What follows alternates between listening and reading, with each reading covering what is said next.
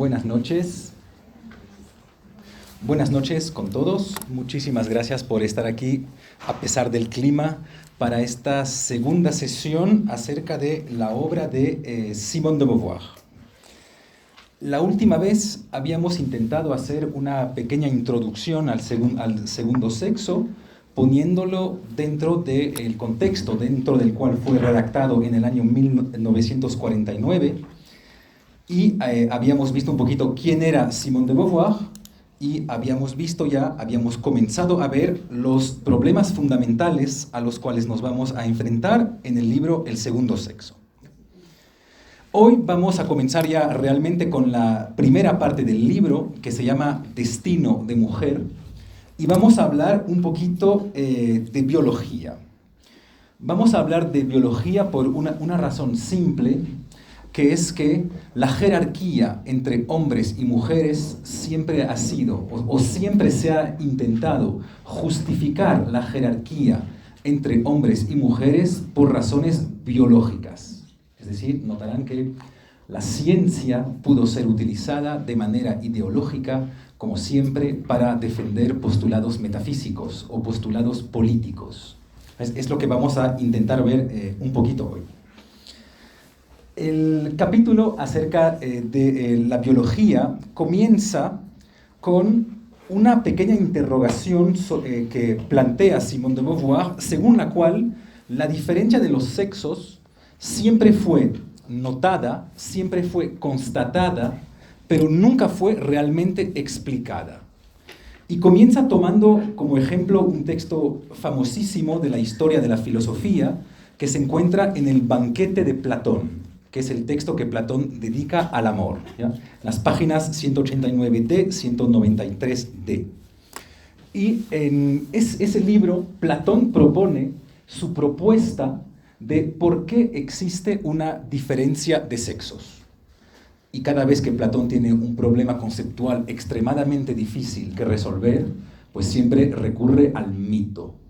Por lo tanto, existe un mito que nos permite entender cómo para Platón nació la diferencia de los sexos, ¿ya? Y este mito es famosísimo, se llama el mito del andrógino. Se lo cuento muy rápidamente. Cuenta Platón que al comienzo no estábamos separados entre hombres y mujeres, sino éramos a la vez hombres y mujeres. Precisamente un ser extraño, pegados ambos por la espalda, ¿ya? Y éramos pues cuatro patas, etcétera, y éramos a la vez hombres y mujeres, es decir, literalmente andróginos. Como eso nos daba muchísimo poder, cuenta Platón, pues esos andróginos se rebelaron, como siempre suele pasar en los mitos griegos, se rebelaron contra los dioses griegos. Y para castigarles, Zeus, el más alto de los dioses, pues decidió no erradicar la raza, porque hubiera sido erradicar las personas que rezaban para él, que le dedicaban sacrificio, etcétera, sino más bien decidió cortarlos, decidió separarlos. De ahí, cuenta Platón, que existan hombres y mujeres. Y de ahí, además, que ustedes estén toda su vida buscando por esta famosa mitad que les hace tanta falta. Reciben que también es en este mito que surge la idea según la cual el amor es buscar las cualidades que en algún momento, por alguna razón, he perdido. Reciben que eso es hago un pequeño paréntesis sobre esto, porque es un tema mucho más importante que lo que podríamos pensar. Si ven que lo que nos cuenta este mito al final es que amar siempre es amar a la persona que tiene características exactamente contrarias a las mías.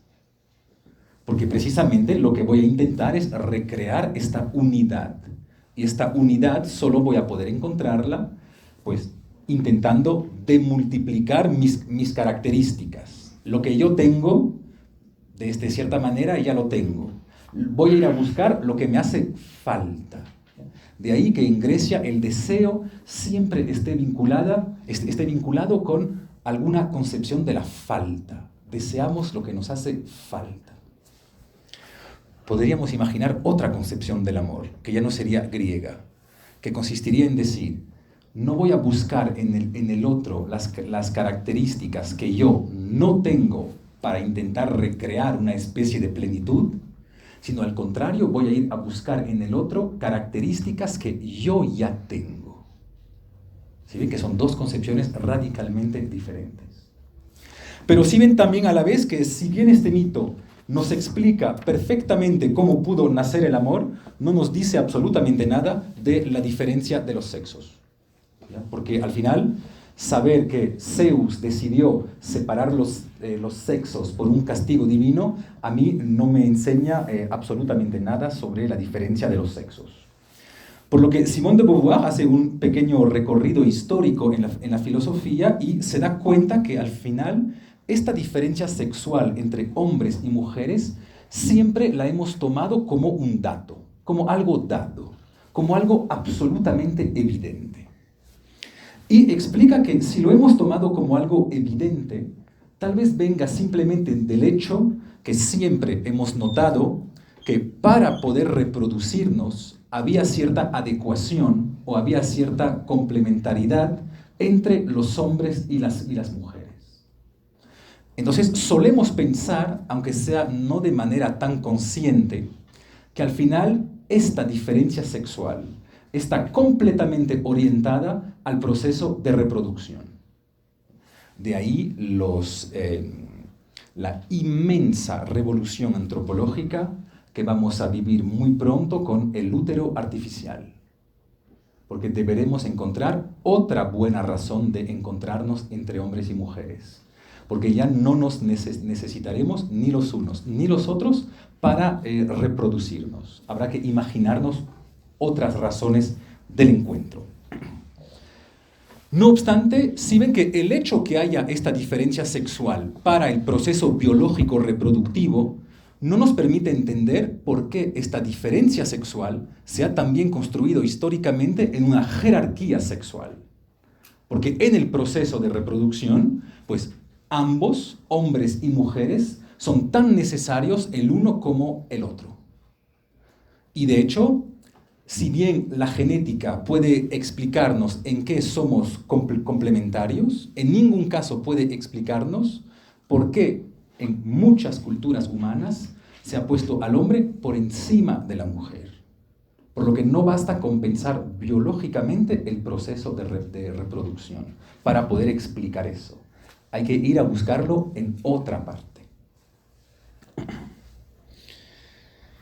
No obstante, si bien es verdad que en el proceso de reproducción parece haber cierta igualdad entre hombres y mujeres, hay como mínimo 4 diferencias fundamentales que tal vez puedan explicar desde la biología por qué las sociedades suelen ser patriarcales. Entonces vamos a intentar analizar esos 4 puntos que vienen directamente del proceso de reproducción.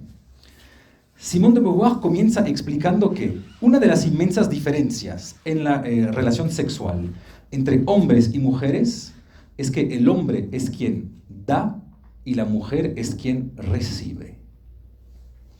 Y obviamente en nuestras sociedades valoramos muchísimo más el dar que el recibir. ¿Ya? Lo importante es saber dar. Si ven que ahí, al parecer, sí hay una inmensa diferencia. El hombre da algo de su cuerpo cuando la mujer recibe algo en su cuerpo. Pues tal vez de ahí venga esa jerarquía. Hay una segunda diferencia fundamental que tal vez explique esta jerarquía, y es que la mujer es el animal penetrado y el hombre es el animal que penetra. Eso es otra diferencia fundamental. Una vez más, el hombre da algo y la mujer recibe algo. El simple hecho de penetración parece que ahí hay un desequilibrio fundamental en el proceso reproductivo entre hombres y mujeres. Y tal vez esta diferencia entre penetrar o ser penetrado sea el fundamento de la jerarquía. Veremos. Hay una tercera diferencia fundamental que nota Beauvoir y que es muy interesante y explica que la mujer es el ser para el cual, o como mínimo, la mujer es el ser que vive su sexualidad de manera interna. Cuando el ser hombre vive, al contrario, la sexualidad de manera externa. Mi sexualidad como hombre es lo que sucede fuera de mí. Para la mujer, su sexualidad, en gran parte, o como mínimo su sexualidad reproductiva, es lo que sucede dentro de ella. Ahí, una vez más, tendríamos un animal completamente proyectado sobre el exterior y otro animal completamente encerrado en alguna interioridad. Ahí tal vez también podamos encontrar alguna diferencia fundamental. Esta diferencia de interior-exterior, además, se declina sobre otro proceso fundamentalmente importante. En el proceso reproductivo, el hombre siempre es un solo individuo, justamente porque su vida sexual sucede fuera de él. En cambio, para la mujer hay un momento extremadamente complicado de definir, pero esa es toda la dificultad. Hay un momento en el cual ya no sabemos si ella es un individuo o dos individuos, que es precisamente el momento dentro del cual asumimos que el feto se transforma en individuo. Nadie sabe bien cuándo es, nadie sabe bien cómo ponernos de acuerdo sobre este momento preciso, pero hay un momento en el cual la mujer es dos. El hombre nunca. El hombre siempre es un individuo. La mujer es un colectivo. Último punto importante que analiza Simone de Beauvoir, hay una inmensa diferencia, explica, al parecer, biológicamente, entre el hombre y la mujer, en este sentido que la mujer está mucho más habitada por la especie que el hombre.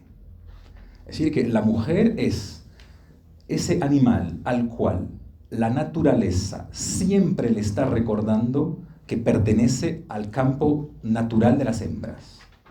Cuando el hombre es el animal que, al contrario, al parecer, la naturaleza nos deja más tranquilos. La naturaleza nos deja mucho más en paz que lo hace con las mujeres. ¿Ya? Y de hecho, pues, Simone de Beauvoir explica que cada 28 días una mujer necesariamente se recuerda que de cierta manera la naturaleza le ha dado cierto papel que tiene que ver con la reproducción.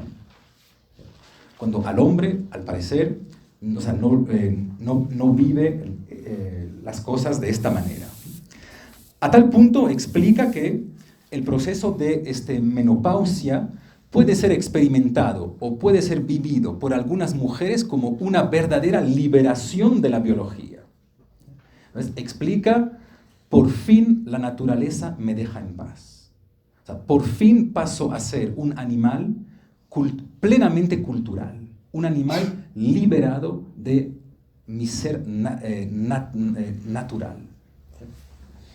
Ahora, también ven en esos 4 puntos las dificultades que hay en realidad, y son las que vamos a intentar atacar poco a poco. ¿Ya? Comencemos por la primera, esa idea según la cual el hombre es el animal que da y la mujer es el animal que recibe. ¿Ya? Pues bien podríamos, con autores que Simone de Beauvoir no cita, ella utiliza otros, podríamos en realidad demostrar que el don o el hecho de dar siempre lo determina la persona que recibe y no la persona que da. Por una razón muy sencilla. Si yo sé que les estoy dando algo, ya no les estoy dando. Por la razón siguiente. Si yo les doy algo y sé que les estoy dando algo, yo voy a recibir a cambio cierto placer según el cual voy a decirme, pero Stefan, qué persona generosa eres, tú das mucho, eres un hombre ejemplar, eres un hombre de bien y de virtud. Ah, pero por lo tanto ya no estoy dando. Estoy intercambiando algo. Estoy dando algo, pero yo recibo algo a cambio. Por lo tanto, ya no es un don. De la misma manera que esos curas que van a decir, yo hago el bien para ir al paraíso. Ah, entonces no haces el bien, haces otra cosa. Es una especie de negocio comercial con Dios, pero no es un don, no es hacer el bien. Por lo tanto, dar no es algo que puede decidir la persona que da. En un proceso de don, la persona más importante es la persona que recibe. Porque ella es quien va a decidir en última instancia si lo que recibe, lo recibe en tanto que don o no. A tal punto que todo lo que sucede en mi vida, puedo decidir recibirlo tal como si fuera un don. Tomemos un caso extremo. Si mañana, ojalá no, me da un cáncer, yo puedo decidir recibir eso tal como si fuera un don de Dios. Para justamente decirme, Estefan, cambia, estás en mal camino, debes modificar tu vida radicalmente. Pero si ven que al final yo voy a decidir cómo recibo eso, no la persona que da. Por lo tanto, aunque podamos pensar biológicamente que el hombre es el animal que da y la mujer es el animal que recibe, no hay ningún vínculo lógico entre esto y pensar que la persona que da es la persona más importante. Bien hubiéramos podido construir radicalmente lo contrario y pensar un poquito y decirnos, no, pero la persona más importante es la persona que recibe, porque ella va a decidir si lo que recibe es un don o no. Por lo tanto, no es la relación biológica entre dar y recibir que puede explicar de por sí la jerarquía entre hombres y mujeres. Debe ser otra cosa. Eso no basta. Segundo punto. Hay esta idea según la cual el hombre es quien penetra y la mujer es quien es penetrada. Pues de la misma manera, si bien esto puede ser cierto biológicamente, no hay ninguna razón biológica por la cual deberíamos pensar que se valora más a quien penetra que a quien es penetrado. No hay ninguna razón biológica que nos permita valorar más al uno que al otro. Más aún, si fuéramos espinocianos, lo que deberíamos ser, podríamos pensar que todas esas ideas de penetraciones o no penetraciones son completamente ficticias. Porque al final todo es una especie de juego de interpenetraciones. Tomo un ejemplo violento. El Dios católico. ¿Yo vivo en él o él vive en mí? Pues si soy creyente, estoy con el Dios católico en una relación de interpenetración generalizada. Él me penetra y yo le penetro. Yo vivo en él y él vive en mí.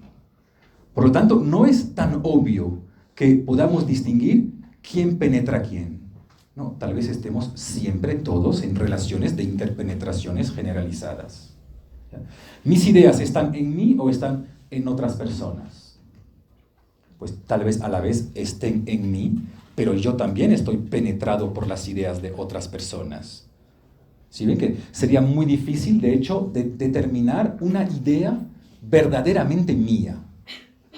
No, una idea mía es probablemente una idea platónica o espinociana que me penetró el cerebro y yo voy a lanzarla sobre otra persona para que ahora esta idea le penetre su cerebro a ella. Pero todo es un juego de interpenetraciones generalizadas. Por lo tanto, no podemos distinguir claramente quién penetra a quién. Conclusión. El juego de las penetraciones tampoco basta para establecer una verdadera jerarquía biológica entre quién penetra y quién está penetrado. Por dos razones, no solo porque nunca tenemos bien claramente quién penetra a quién, pero además, aunque lo tuviéramos extremadamente claro, no hay ninguna razón científica por valorar más a quien penetra que a quien está penetrado.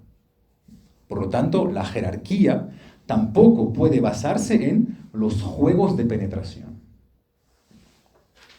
Tercera opción, esa idea según la cual el hombre es quien tiene su vida sexual al exterior y el hombre es quien tiene, y la mujer es quien tiene su vida sexual al interior.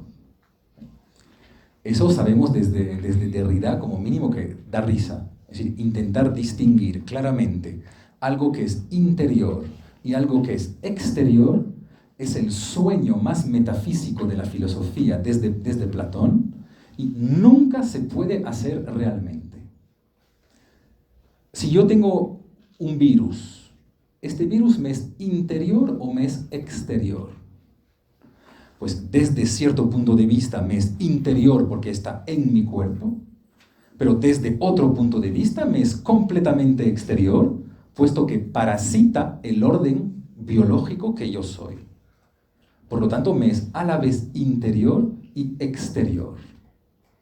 Podríamos también extender eso a la política, eso ya les conté en la clase sobre Derrida, ¿ya? Pues, quien piensa que es radicalmente interior a Francia, pues piensa que se acerca de la esencia fundamental de Francia, es decir, a la tribu de los francos.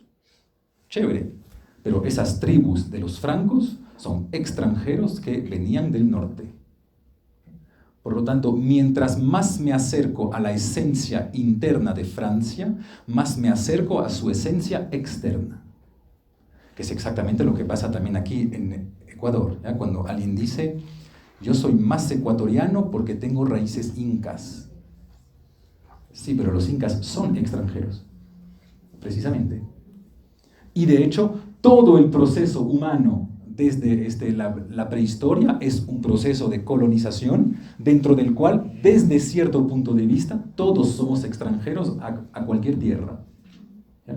Por lo tanto, intentar pensar la jerarquía entre hombres y mujeres sobre una sexualidad interna que se podría diferenciar de una sexualidad externa, pues es una vez más algo completamente imposible, porque nadie puede distinguir claramente lo interno de lo externo.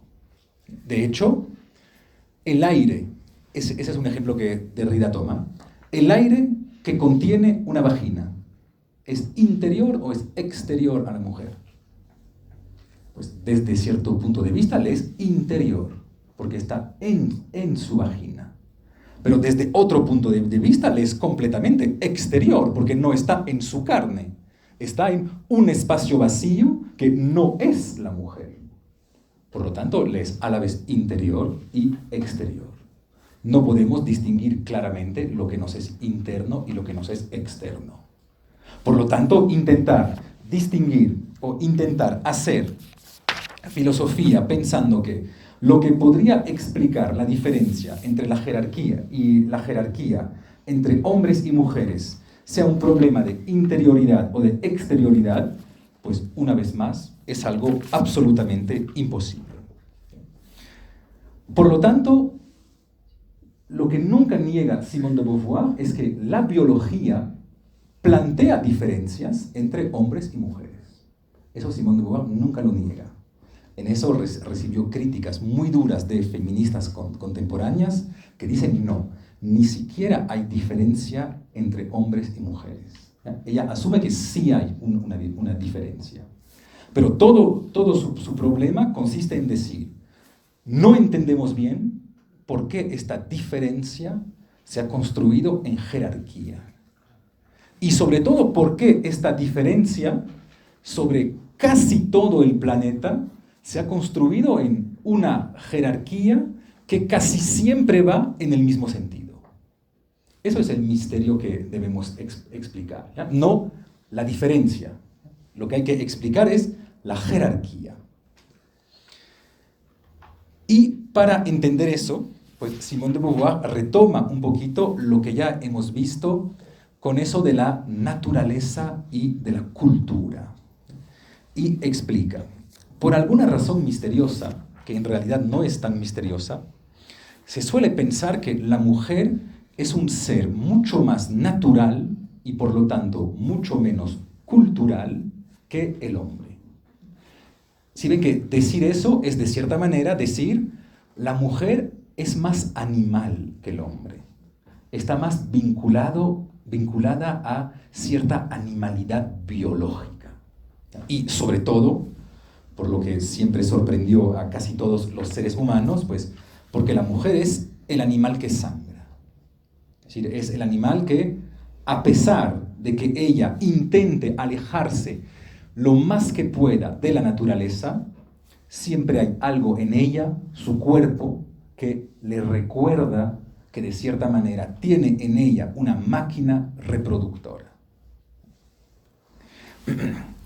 Por lo tanto, podríamos pensar que la mujer es, porque ese es para Simone de Beauvoir el salto cultural muy importante. El hombre es el animal que produce, cuando la mujer es el animal que reproduce. Y ahí hay una ruptura absolutamente fundamental. De hecho, notarán que casi siempre las diosas que tienen que ver con la agricultura son mujeres. Casi siempre. La Pachamama. ¿Y por qué no Pachapapa? Porque no suena bien. Pero si ven que es extremadamente, o sea, no es extraño en realidad, ¿ya? Pero hay esta idea que una tierra fértil, como es fértil, es necesariamente mujer. Porque la mujer es el animal fértil, es el animal que sirve para la reproducción. Entonces ahí podríamos casi distinguir dos figuras geométricas que podrían oponer el hombre y la mujer. La mujer es un círculo, es decir, eso es un ciclo. La mujer vive cosas que siempre regresan. ¿Ya? La mujer es el animal que regresa, porque es el animal que reproduce. Cada 28 días algo regresa. Cuando el hombre, al contrario, debería ser pensado según la figura de la flecha. El hombre es el animal que avanza. Desde su nacimiento hasta su muerte, nada regresa. El hombre avanza. Cuando la mujer, obviamente, la idea que hay detrás de eso es que la mujer no avanza. La mujer repite. De ahí que tal vez se le haya puesto en la casa, etcétera, etcétera. Entonces, todo el problema consiste en saber cómo se ha podido llegar a pensar y según qué mecanismos, según qué conceptos, que la mujer es un ciclo cuando el hombre es una flecha. Y eso es un pensamiento que en filosofía llamaríamos naturalista. Es decir, es la idea según la cual hay mujeres y hay hombres, que son dos tipos de seres diferentes. Y eso podríamos pensarlo, o de hecho se debe pensar, desde la filosofía de Aristóteles, que introdujo en filosofía un concepto extremadamente extraño, pero que sigue pesando muchísimo sobre nuestros hombros, que es el concepto de finalidad. Aristóteles pensaba que en el mundo todo tiene cierta finalidad. Es decir, que todo está ahí para cumplir cierta función. Y lo pensaba de manera tan fuerte, ese concepto de finalidad tuvo sobre él un impacto tan fuerte, que hasta llegó a decir que las cosas se definen por sus finalidades. Tiene, por ejemplo, un texto extremadamente extraño en el cual se pregunta: ¿el ojo de un ciego es realmente un ojo? Un ojo que no puede ver, ¿hay que llamarle ojo? ¿O es una especie de abuso de lenguaje llamarle ojo? Y deberíamos llamarlo de otra manera. Toma otro ejemplo y dice: ¿la mano de un cadáver es realmente una mano? ¿O solo le decimos mano por convención lingüística, porque es un poco fácil, pero al final es una especie de abuso del lenguaje. No deberíamos llamarle mano, explica él. ¿Por qué no deberíamos llamarle mano? Pues no deberíamos llamarle mano porque la mano del cadáver ya no puede cumplir su función fundamental, que es la aprehensión. Y cuando algo ya no puede cumplir con su finalidad fundamental, pues simplemente deja de ser lo que es. Un ojo que no ve no es un ojo. Una mano que no puede tomar no es una mano. Y Aristóteles pensaba que este fenómeno de la finalidad habita absolutamente toda la naturaleza. Es decir, que las cosas siguen cierto fin. Y nosotros seguimos pensando eso, o muchos de nosotros seguimos pensando eso. Por ejemplo, estoy seguro que muchos de ustedes piensan que el girasol gira para recibir más sol. Claro que el girasol no sabe realmente lo que es la voluntad, no sabe lo que es una intención, no sabe lo que es la libertad, pero de cierta manera gira para recibir sol. Pues si ven que en este pequeño para, es ahí donde está la finalidad. De la misma manera, estoy seguro que piensan que una araña teje su tela para capturar insectos. Pues si piensan eso, viven en el mundo de la finalidad, según el cual las cosas se dan para algo. Que todo lo que existe en el mundo está cumpliendo con cierta finalidad. Ahora, el problema es encontrar cuáles. Y si ven si ven el impacto que pudo tener este pensamiento finalista y naturalista sobre la diferencia entre hombres y mujeres. Si la mujer tiene un útero, pues es para que haga algo con él. Y de hecho, una mujer que no lo utiliza, pues tal vez no sea realmente una mujer.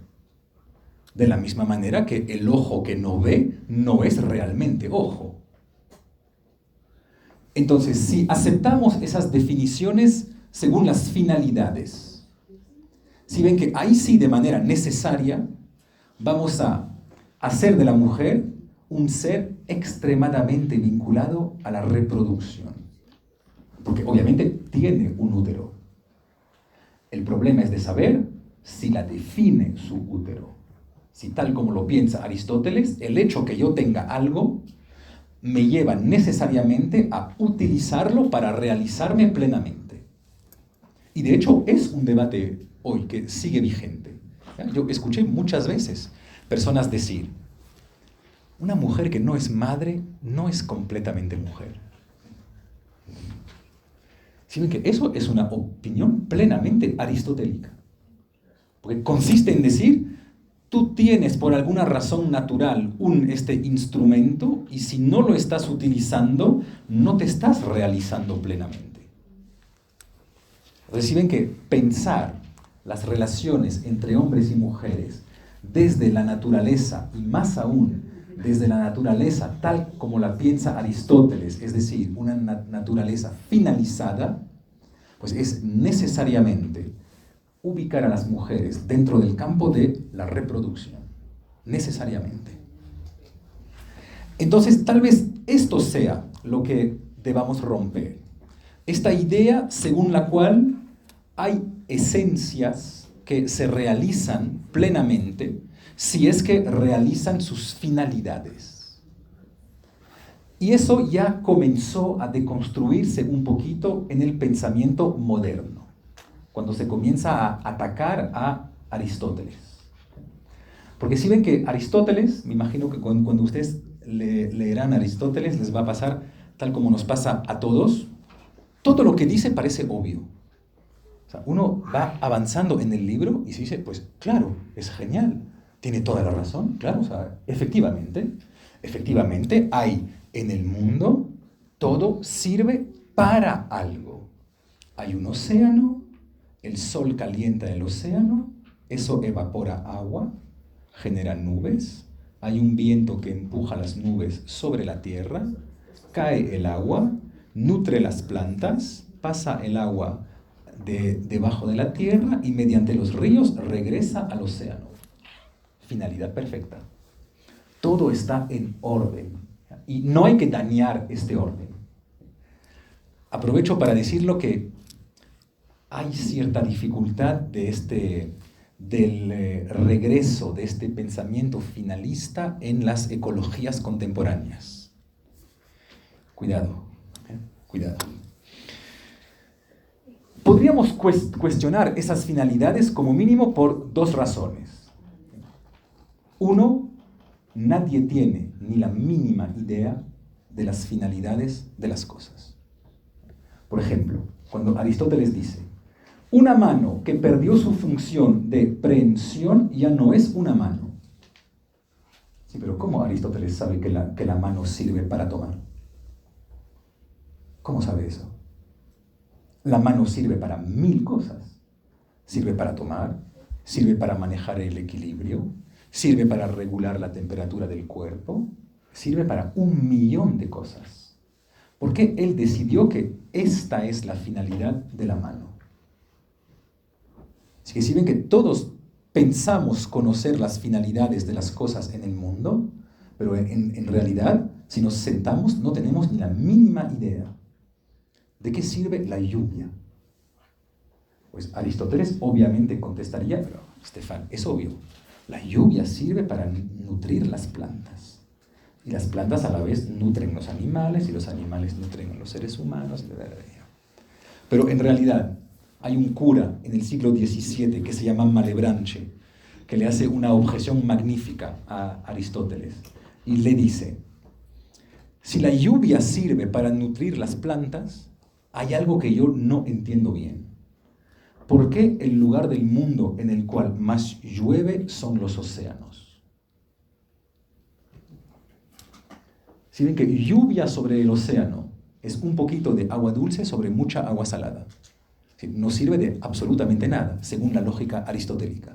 O como mínimo no sirve para nutrir plantas. Por lo tanto, no basta. Ese es el núcleo del ataque de Simone de Beauvoir.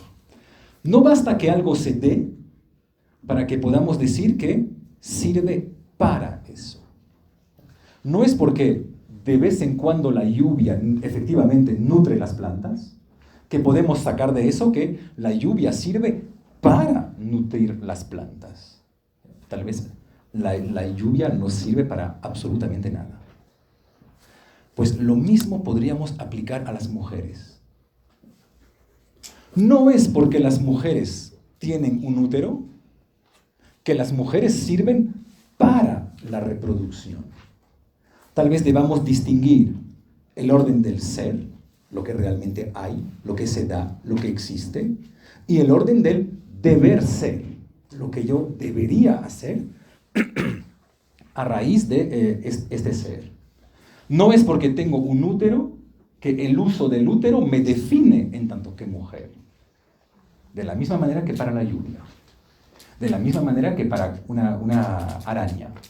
No es porque las diferentes telarañas capturan insectos, que era la intención de la araña cuando hizo la tela, la de capturar insectos. Eso no lo sabe nadie. Por lo tanto, podríamos imaginar, y para Simone de Beauvoir debemos imaginar, debemos poder salir de este pensamiento finalista. Y lo que nos permite salir de este pensamiento finalista, pues es precisamente el existencialismo. Por eso es un feminismo existencialista, que consiste en decir, ¿de qué sirven las mujeres y de qué sirven los hombres? De absolutamente nada. Nada. ¿De qué sirven o para qué sirven? O, no, ¿para qué sirven? ¿Ya? ¿Para qué sirven los hombres o para qué sirven las mujeres? Pues para absolutamente nada. Y por una razón muy sencilla, porque para los seres humanos debemos decir que la existencia precede la esencia. Por lo tanto, yo no tengo ninguna esencia de ser hombre, tal como ustedes no tienen ninguna esencia de ser mujer. yo no soy profesor. Y la mejor manera que tengo de experimentar que no soy profesor, que no soy francés, que no soy hombre, es que en cualquier momento puedo decidir de ser otra cosa. Por lo tanto, no lo soy realmente. Escojo serlo. ¿Cómo podría dejar de escoger ser profesor? Pues dejo de dar clases. Inmediatamente dejo de ser profesor. ¿Cómo puedo dejar de ser francés? Le mando una carta a la embajada renunciando a mi nacionalidad. Ningún problema. ¿Cómo dejo de ser hombre? Pues es fácil. Dejo de ser. Me suicido. Si me suicido, dejo de ser todo lo que soy. Como mínimo, el suicidio me permite negar cada una de las características que yo tengo y para las cuales pienso que están vinculadas a mi ser. No les recomiendo suicidarse, pero como mínimo el suicidio nos muestra y evidencia que no hay ninguna característica mía que yo no pueda rechazar. Por lo tanto, cada vez que asumo cierta característica mía, es que la estoy escogiendo y que por lo tanto la estoy construyendo y que por lo tanto podría cambiarla. Entonces, ese es el núcleo del debate. No hay, si bien hay diferencias biológicas, ningún problema, no hay un ser hombre y un ser mujer. Por lo tanto, vamos a tener que explicar, pues, si ni siquiera podemos pensar que es una diferencia de esencia que jerarquizó el hombre y la mujer, pues igual vamos a tener que explicar cómo se dio esto históricamente. Y ya les adelanto algo que veremos en la próxima sesión.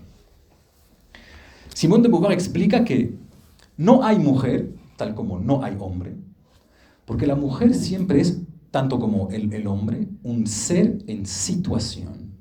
La mujer es una situación. Ese es el concepto clave. Es un concepto que encontramos en El ser y la nada de Sartre. Y consiste en decir la cosa siguiente. En el mundo no existe ninguna característica objetiva. Precisamente porque no existe ningún tipo de ser. Por ejemplo, si yo les pregunto, ¿París está cerca o lejos de Quito?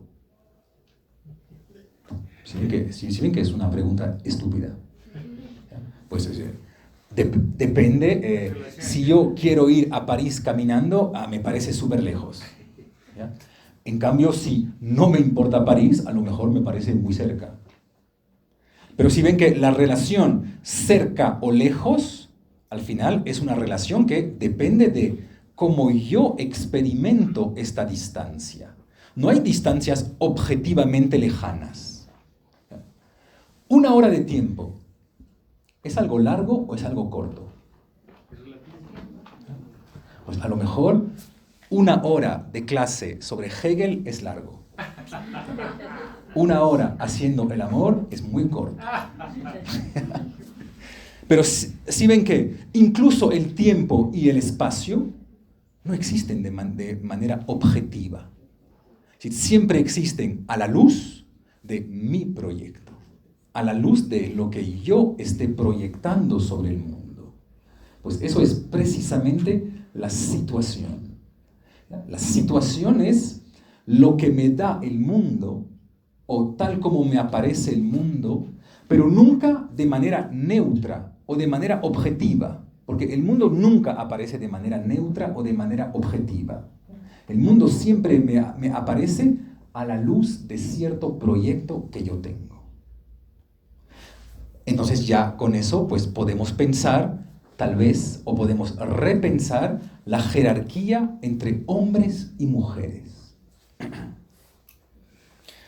Se suele pensar que la mujer, o como mínimo en cierto pensamiento machista, vamos a poder escuchar que la mujer es normal que esté un poquito debajo del hombre porque es un ser más débil. Por ejemplo, podemos pensar que es débil, que es más débil físicamente. Eso a lo mejor puede ser verdad estadísticamente. Pero si ven que una debilidad no es algo objetivo. Ser fuerte o ser débil siempre es en relación con cierto objetivo que yo me he planteado. Pero nadie es absolutamente fuerte o absolutamente débil. Siempre depende de lo que yo quiera hacer. Por lo tanto, esa debilidad o esta fuerza no está realmente en el ser hombre o en el ser mujer. Está en el objetivo que nos estamos planteando.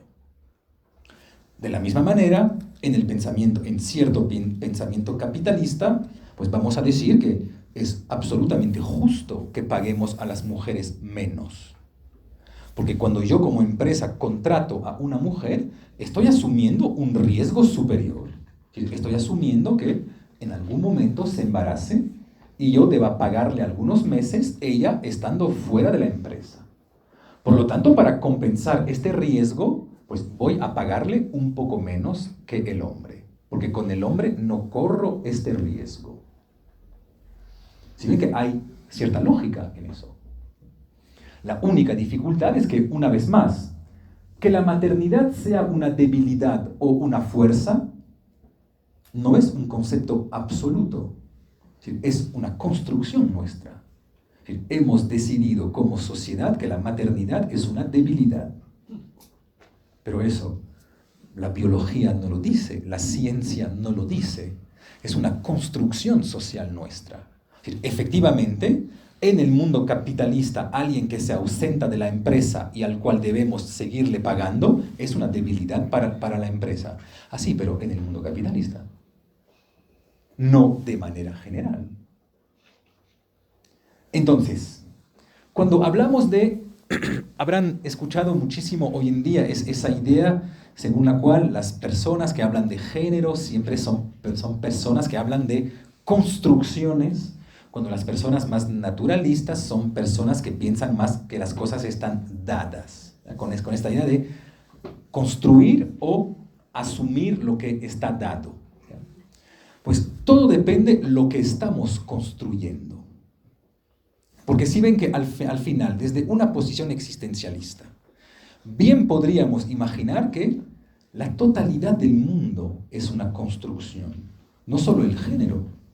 La debilidad es una construcción. No hay debilidad absoluta, hay debilidad frente a cierta finalidad que yo me planteo. El espacio es una construcción. No hay espacios cortos y espacios largos. El tiempo es una construcción.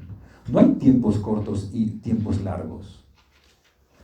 Por lo que permite en realidad toda esta idea del feminismo existencialista es reintroducir, tal como lo hace la fenomenología de manera general, el concepto de vivencia en la filosofía. Y siempre van a decir, el problema nunca es lo que las cosas son, porque de hecho nadie sabe lo que las cosas son, y nunca nadie lo sabrá. El problema es cómo yo vivo o experimento algo. Ser mujer no es ser mujer, es experimentar la feminidad, o es vivir la feminidad, pero no es un ser, no tiene nada que ver con el ser. De la misma manera que ser hombre, o sea, ser hombre no existe. Lo que existe es la vivencia masculina. Y podríamos retomar cada esencia, tal como lo hemos hecho para el tiempo. No hay tiempos largos y tiempos cortos, sino solo vivencias diferentes de tiempos. Pues podríamos, desde el punto de vista existencialista, también aplicar eso a la diferencia de los sexos. Ser mujer es construirse en tanto que mujer. Y ser hombre es construirse en tanto que hombre. Lo que no significa que no hayan diferencias biológicas, pero lo que significa que esas diferencias biológicas no bastan para marcar la diferencia. Porque la diferencia está en la vivencia, no en la esencia. Si es que planteamos eso, entonces tal vez yo pueda ser madre. Ahí sé que les duele. Si aceptaron todo lo que dije hasta ahora, pues obviamente tampoco existe un ser madre. Ser madre no es nada más que ocupar cierto papel en la pareja. Sí, pero por lo tanto yo puedo hacerlo. Tal vez yo pueda hacerlo. Si ya no es la importancia de las esencias del ser madre, pues perfectamente podríamos defender que yo puedo ser madre o que mi esposa puede ser padre. De hecho, incluso en las parejas heterosexuales, nunca está tan claro quién ocupa el papel masculino, quién ocupa el papel femenino. En realidad no es tan claro como podríamos pensar.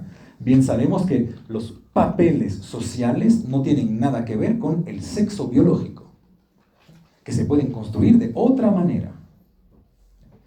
Entonces, si replanteamos toda la filosofía y toda la diferencia entre hombres y mujeres a la luz de la vivencia de las diferencias y no solo a la luz de las diferencias, pues podemos entender que lo que generó la jerarquía entre hombres y mujeres no es un dato objetivo, sino la manera histórica según la cual hemos interpretado este dato objetivo.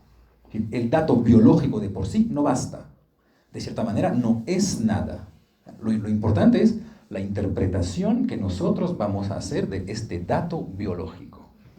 Por lo tanto, en la última clase veremos que tal vez el proceso de liberación feminista no pase por la negación de las diferencias, porque de cierta manera no nos importan esas diferencias. Lo que nos importa es deconstruir esas construcciones que se han hecho sobre diferencias reales.